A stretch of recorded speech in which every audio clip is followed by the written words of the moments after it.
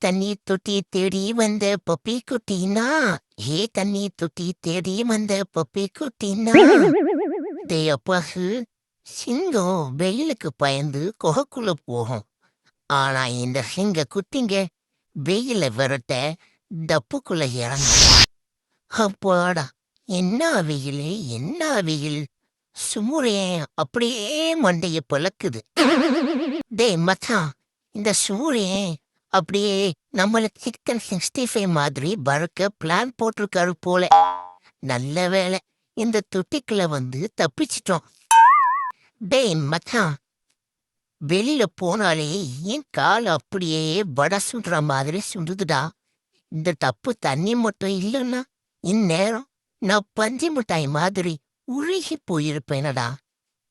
அடடா, அப்படியே இப்போ எனக்கு ஊட்டி குளிர்ல இருக்கிற மாதிரியே இருக்கு. என்ன ஒரு ஆனந்தம், என்ன ஒரு ஆனந்தம்!